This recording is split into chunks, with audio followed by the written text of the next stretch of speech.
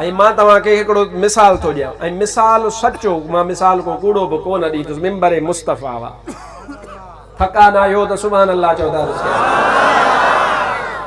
शाहपुर चाकर जा असांजे पाड़े में रहंदा आहिनि मुग़ल आहिनि ज़ात जा ऐं उहे मुफ़्ती साहब रहमतुल्लाह तआला अलैहि हज़रत शेर मुस्तफ़ा वटि उहो माण्हू फ़क़ति नाज़रा पढ़ियो नाज़रा पुराणे वक़्त में माना ईअं सम्झो त इहा 75 जी ॻाल्हि आहे मुफ़्ती साहब वटि नाज़रा पढ़ियो साईं जन नाज़रो पाण पढ़ाईंदा इहो ऐब कोन्हे इहो अल्हम्दुलिल्लाह शान आहे शान अब क़ुरान जी ख़िदमत इज़्ज़त आहे या न हज़रत मुफ़्ती साहब 75 जे ज़माने में शाहपुर चाकर में उन माण्हूअ खे नाज़रा पढ़ायो ऐं उहो माण्हू मुफ़्ती साहब जी सोहबत में वेहंदो जुमो साईं वटि पढ़ंदो जलसा जुलूस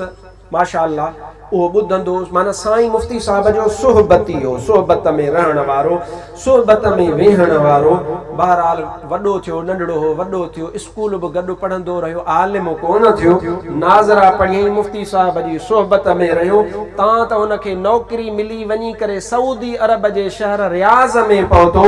इंजीनियरी में या को ॿियो उनजो शोबो हो उते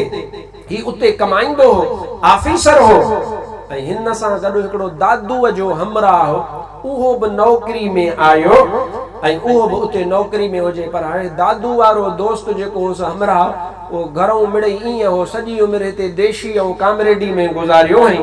उते जेॾी महिल पहुतो त हाणे रियाज़ में वहाबिन अची वट ॾिनसि ॾाढियूं वॾियूं वॾा जुबा कुबा पायूं वॾियूं मस्जिदियूं किरोड़नि अरबनि जूं मिठियूं मिठियूं ॻाल्हियूं हिन खे 2-3 दफ़ा जो घुमरा जो ॾिनऊं त हमरा सफ़ा उबतो थी वियो ख़्याल मटिजी वियसि उन्हनि साॻियुनि वहाबिन वारा हिकिड़े ॾींहुं कचहरीअ ते वेठा हा सो हिन मोहम्मद हसन उनजो नालो आहे अल्लाह सी सेहत आफ़ियत अता फरमाइसि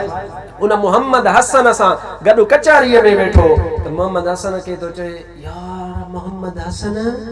असांखे त दीन जी ख़बर ई कोन हुई यार असां त जाहिल हुयासीं यार असांखे त का कलमे जी ख़बर कान हुई यार असांखे त तहारत जी ख़बर कान हुई यार असांखे त निमाज़ जी बि ख़बर कान हुई यार मां हिते आयो आहियां यार मुस्लमान त हे